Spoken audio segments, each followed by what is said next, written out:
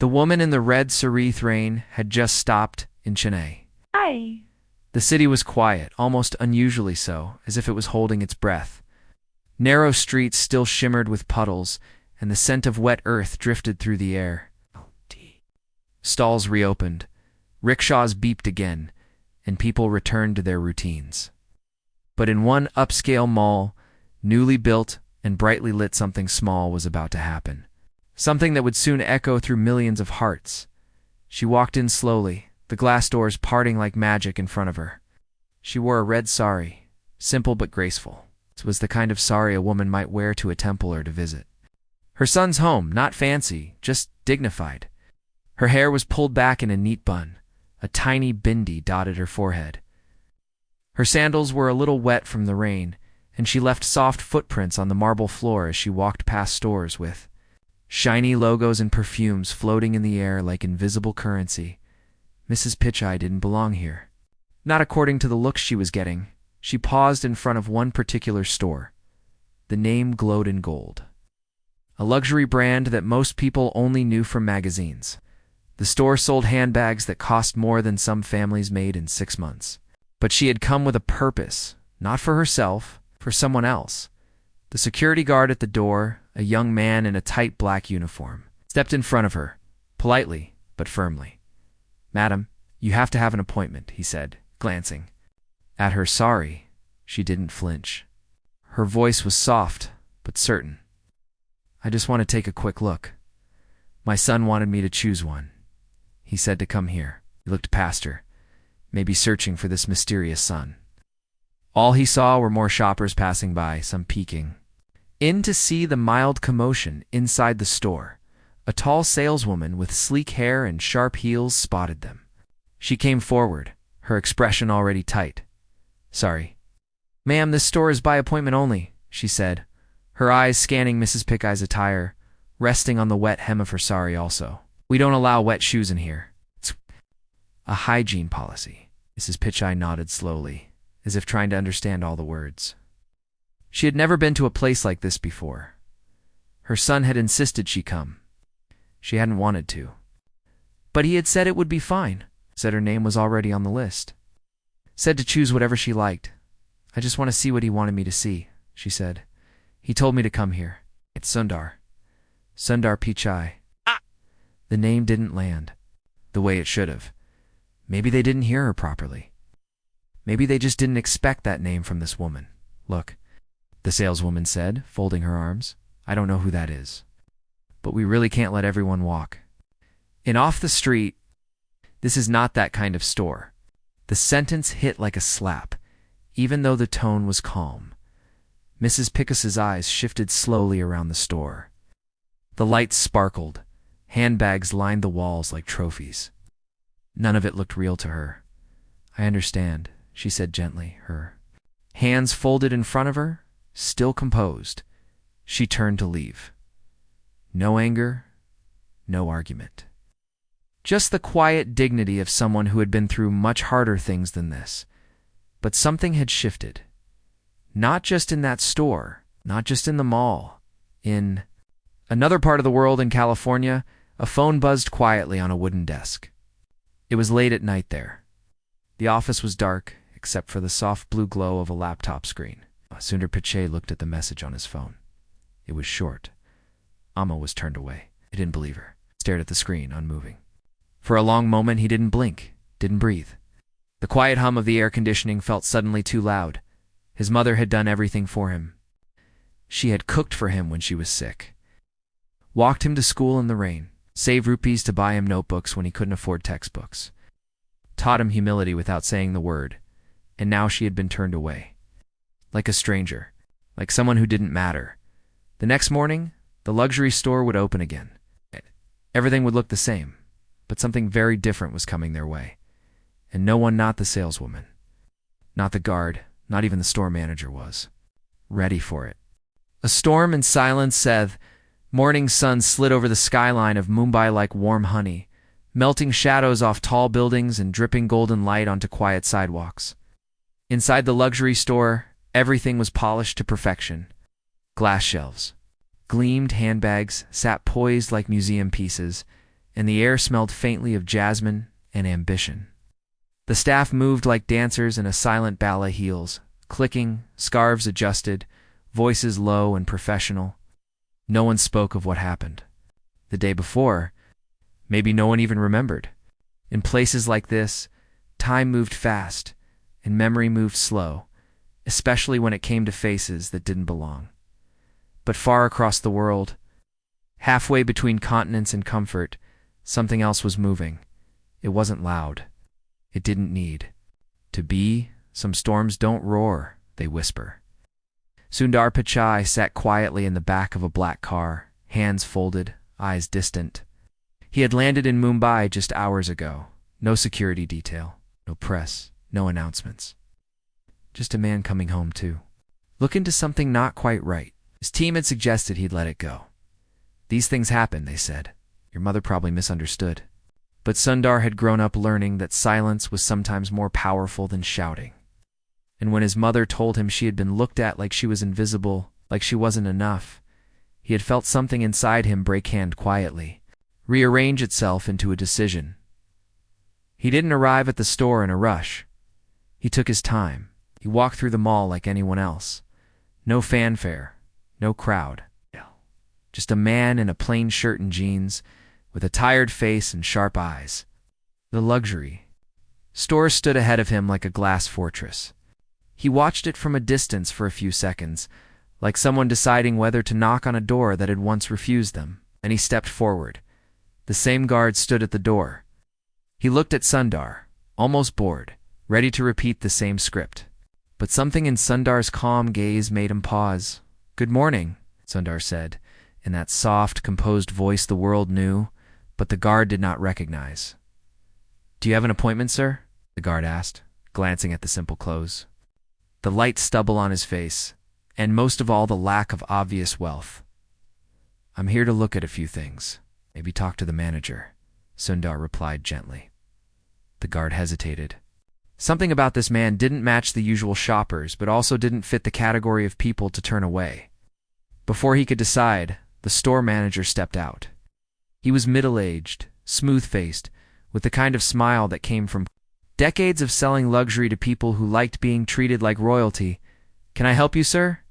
the manager asked, glancing quickly at Sundar's clothes. Sundar looked at him for a moment, not coldly, not rudely, just long enough for the man to feel a flicker of discomfort. "My mother came here yesterday," Sundar said slowly. "In a red sari, very polite, very quiet." She was turned away. The manager's expression froze. His brain clicked through a dozen memories, then settled. "Ah, yes, I believe I heard something. But we have very strict policies. You see, appointments, dress code, sanitization. We treat everyone the same. You don't," Sundar interrupted. Not angry, not loud, just true. It's the kind of truth that doesn't need to be defended. Silence bloomed like a flower between them. The staff at the counter stopped pretending not to listen. The security guard stepped back slightly, sensing something unfold. "Do you know who she is?" Sundar asked. His voice had changed. Not in volume, in weight. I don't," the manager admitted. "She's the reason I could afford to dream," Sundar said. "She's the reason I could study, could leave the country, could survive dorm rooms and rejections and long nights with empty stomachs. She's the reason I'm standing here today. And she walked in here yesterday and you made her feel like nothing." The words hung in the air like incense smoke, curling around the corners of the store, clinging to the handbags and mirrors and cold glass counters. And then the bomb quietly dropped. "My name is Sundar Pichai," said. "CEO of Google, son of the woman you humiliated. No thunder, no explosion, just a quiet sentence that turned the air electric." The manager's face turned pale. The saleswoman from the day before peeked from the back, eyes wide. "Hey!" Staff dropped a brochure. Someone whispered something in Hindi that sounded like a prayer, or maybe a curse. "I don't need an apology," Sundar continued, walking slowly through the store, his hand brushing the edges of handbags he could. "By 100 times over, but I need to understand why someone like my mother can't be treated with the same respect you'd give a woman in heels and diamonds." What is the value system here? What do you actually sell, bags or status? The manager tried to speak, but the words dried up before they could take shape. Sundar stopped in the center of the store. People outside the glass wall had started to gather. Someone recognized him. Bones were coming out, but he didn't care. He picked up a small, beautiful bag. Nothing flashy, elegant, and simple. The kind of thing his mother would never buy for herself. "Wrap this one," he said softly, "and send it to her. Not as a gift, as a reminder." The manager, still pale, nodded shakily. "A reminder of what?" the saleswoman asked quietly. Sundar turned to her. "That humility is luxury. Kindness never goes out of style." Just like that, he walked out. No press, no speech, no punishment. Just a ripple of realization left behind, swelling slowly through the store. But as he stepped into the hallway, his phone buzzed again. Another message. This time, not about his mother. This time, something was wrong back home. Something he never expected. Echoes from the kitchen. Sundar sat at the kitchen table. The same one he had eaten at as a boy. The edges still worn from years of elbows and notebooks and hot steel plates. The home was small, tucked between narrow lanes in Chennai, where the honk of scooters still weaved through the air like birdsong. The walls hadn't changed. Neither had the ceiling fan that groaned slightly when it spun. Some things stayed the same on purpose. But the silence in the room now, that was new. And it wasn't peaceful. It was thick. It was heavy. It was waiting. His mother stood at the stove, her back to him.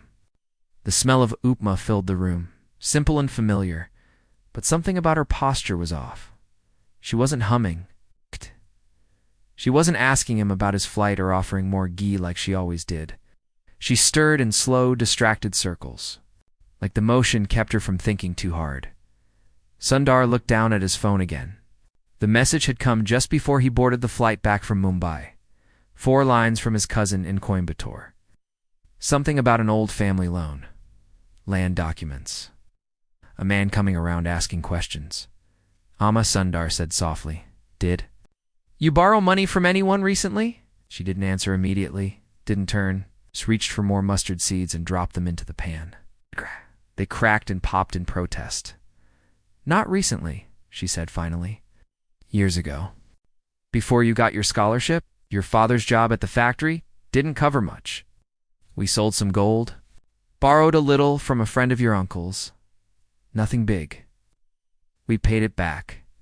But her voice trembled slightly on the last word. Sundar stood, walked over, and gently touched her shoulder. She flinched not out of fear but from holding something in too long. "Who was this friend?" he asked. She hesitated again. The kind of hesitation that means someone has already decided not to tell you everything. "He was kind at the time," she said.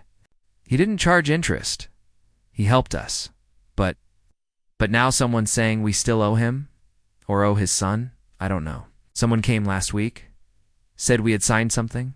I told him I didn't remember. They said they'd come back with papers." Sundar's hands clenched without meaning to. It wasn't the money.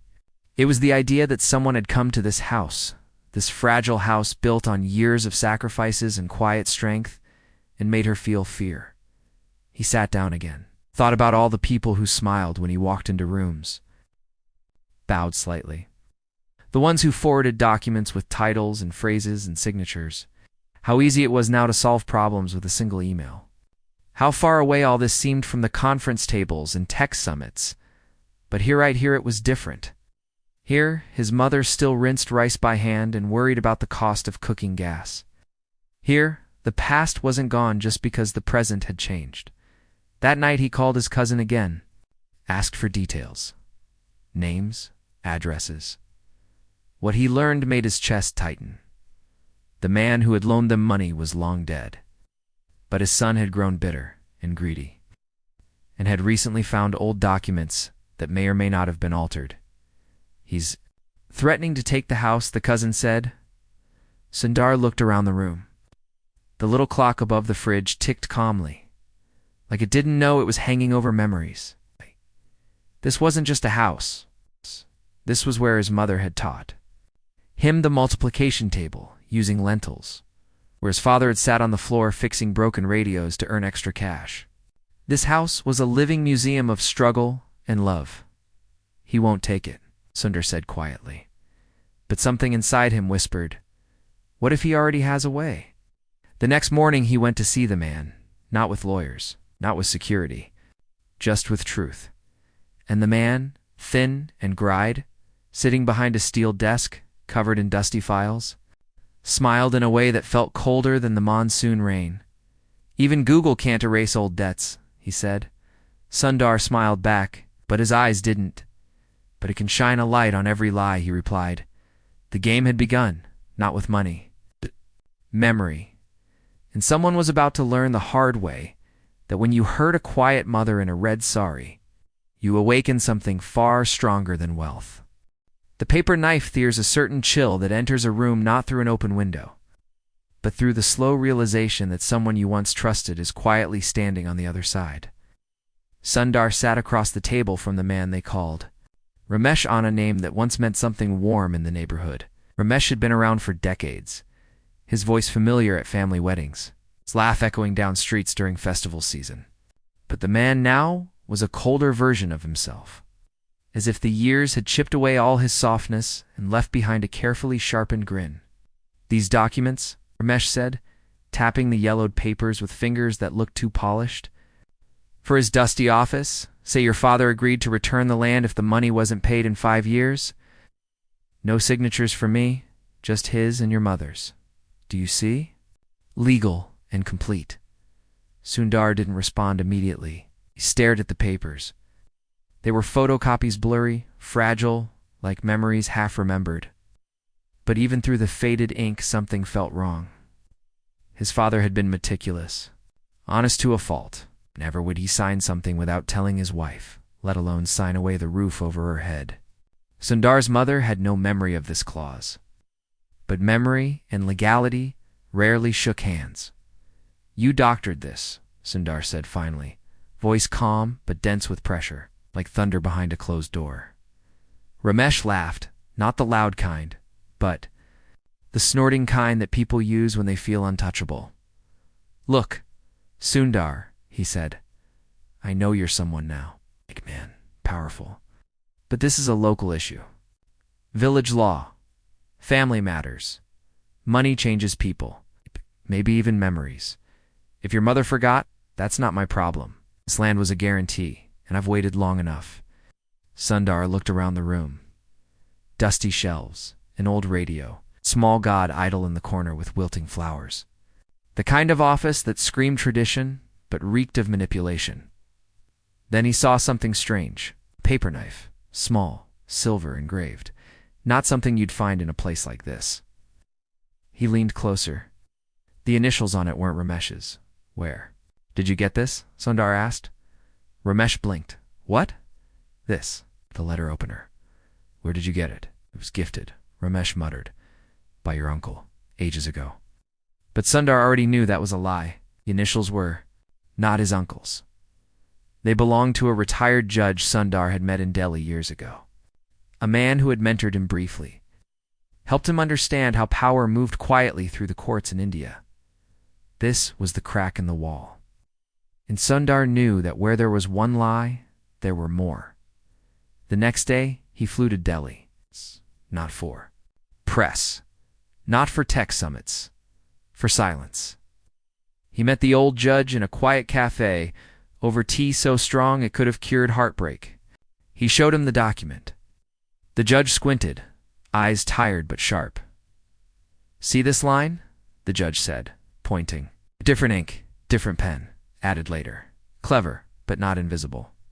Sundar felt something lift in his chest. It wasn't proof yet, but it was the beginning of truth. And truth had a habit of getting louder the longer you let it breathe. Meanwhile, back in Chennai, his mother sat quietly in the garden, trimming the tulsi plant. She didn't know the exact details. She didn't ask. But in her heart, she trusted the rhythm of her son's silence.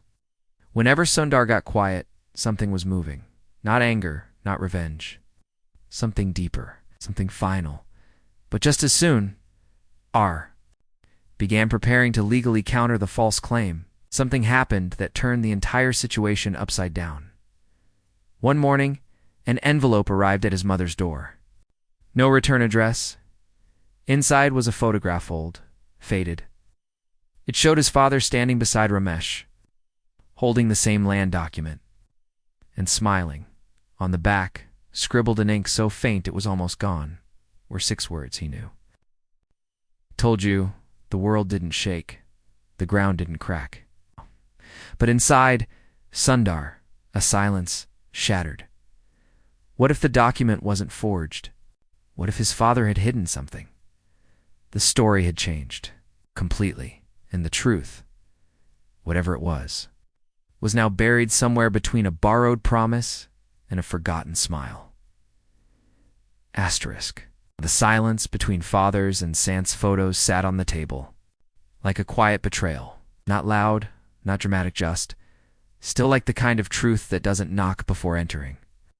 Sundar held it in his hands for what felt like hours, turning it over again and again, as if movement would somehow loosen the grip it had on his mind.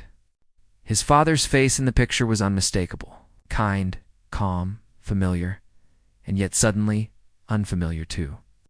There was something unsettling in that smile. It wasn't the usual warmth he remembered. It was tight, uneasy, like a man doing what he had to, not what he wanted to. Sundar had never considered that his father might have made a decision without telling the family. His father had always been open, principled, careful with words, and even more careful with promises.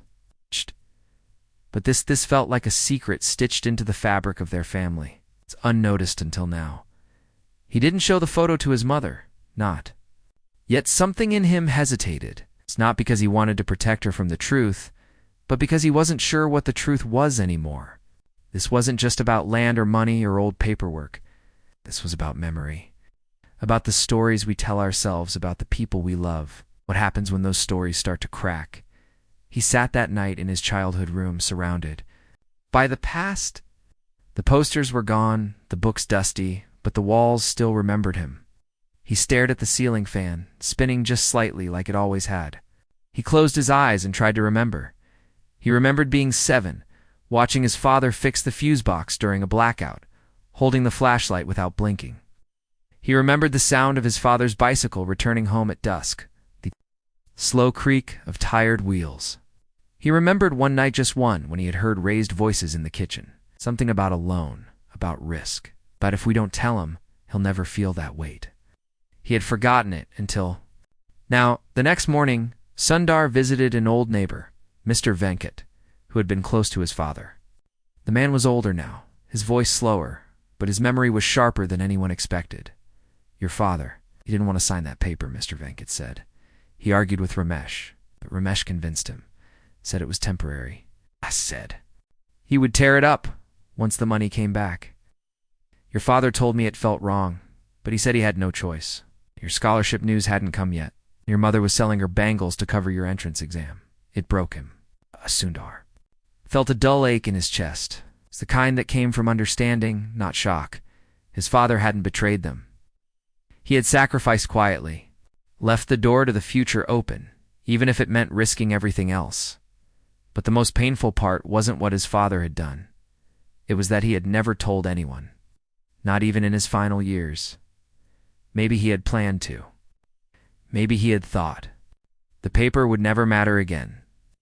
Or maybe he had simply carried that decision like a stone in his pocket, all the way to the end. Sundar thanked Mr. Venkat and left. The street outside smelled of tamarind and dust, the way it always had. Nothing had changed, and yet everything had. Back home, he found his mother folding clothes. She looked up and smiled gently, the kind of smile only a mother can give a soft, unconditional gesture that made him want to both cry and protect her forever. Amma, he said slowly, do you want to keep the house, even if it means reopening everything? Legal trouble, attention, courtrooms? She paused, her hand still on the cotton sari in her lap. I don't care about the house, she said. I care about the memory in it. If we lose it, we still have each other. But if we stay quiet and let them lie about your father, we lose him twice. And just like that, the decision was made. Not with anger, not with strategy, but with love too. Days later, Sundar walked into the district court. Not as a CEO, not as a public figure, but as a son. He filed a formal motion to contest the document. He submitted the photo. And, more importantly, he submitted a quiet promise that even if the law took its time, even if the truth was buried under stamps and signatures, he would keep digging. But outside the courtroom, a reporter approached him. Not for an interview, not for a soundbite, just a simple warning. "Sir," the reporter said, "this isn't just a case about land. Ramesh has connections. Old ones. Political ones. People who don't like stories like this coming into light. If you keep pushing, they'll push back." Hard Sundar nodded. He already knew, but he didn't flinch. Because when you're fighting for the truth of someone who never got the credit he deserved, the cost doesn't scare you. Only the silence does. The voice that wasn't hard at the courtroom smelled like rust and patience. Old wooden benches, cracked ceiling fans, papers stacked like ancient towers of forgotten voices.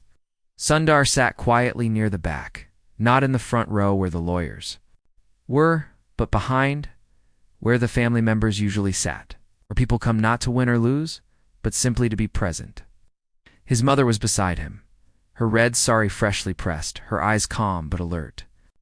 As if her dignity had put on its best jewelry just for today, Ramesh entered the room a few minutes later, flanked by a lawyer with too much confidence and not enough shame. They didn't look at Sundar. They didn't need to. In their minds, this was already settled. The law had its paperwork. Ramesh had his copy. Sundar had emotion. And emotion doesn't usually win in places like this. But today would be different. The judge, a woman in her 60s with deep-set eyes and a no-nonsense voice, began the proceedings without small talk. Evidence was submitted. Arguments were exchanged. Sundar's legal team pointed out the inconsistencies in the documents, specifically the ink difference, the signature mismatch, and the sudden appearance of a clause that had never been mentioned before. Ramesh's side brushed it off, calling it desperation, dramatics, and celebrity interference. But then something unexpected happened. One of the clerks, a young man with thick glasses and a nervous voice, raised his hand and asked to speak. He had worked in the registrar's office for years, and he said slowly, choosing each word like, "It might break." He remembered something. A few years ago, he said, someone came with this same document. It's asking to get it certified again. But it was already stamped. I found that odd. I kept a photocopy. He handed it over. It was the same document, but the clause about returning the land didn't exist on that version. The courtroom shifted, not loudly, but uncomfortably. Like a table that had suddenly lost one of its legs. Ramesh's lawyer objected, shouted, called it fake, demanded it be dismissed. But the judge held up her hand. "Enough," she said. "We will verify. But if this is what it appears to be, we may be dealing not just with civil fraud, but criminal fabrication." Ramesh's face finally changed. Not anger, not fear, something worse. Realization. He wasn't going to win. Not because Sundar was rich, not because the system suddenly worked, but because truth, when it's old enough and bruised enough and tired enough, starts to shine in a way that can't be ignored anymore. A few weeks later, the ruling came. The clause was declared invalid. The land would remain with the Pichai family, and Ramesh would face formal investigation. But the courtroom moment wasn't the real ending. The real ending came in the quiet moments that followed. At home, Sundar stood in the doorway of his childhood bedroom, holding something small. It was his father's old diary, found hidden in a drawer beneath stacks of old radio parts. He opened it slowly, page by page, until he found an entry dated 20 years ago, signed the loan. Didn't tell her? She would have stopped me. But we needed that money for Sundar's college exam. Told Ramesh I'd repay in full in 2 years. He agreed. Said he'd tear it up once it was done. Hope he meant it. There was no anger in those. Words only worry and hope, and love that carried weight like a backpack full of stones. Sundar closed the diary, walked outside, found his mother sitting in the garden again. He sat beside her without speaking. After a long pause, she said, "He never told me." "He did his best," Sundar replied. "So did you." She nodded. They sat there for a long time, listening to the birds, to the neighbors' conversations, floating over walls, to the breeze brushing against the leaves like it was trying to say something too. And in that moment, there were no documents, no courts, no lies. Just two people who had carried each other through everything life threw at them, in a memory of a man who had made hard choices in silence, so his son could one day speak loud enough for all of them. The end.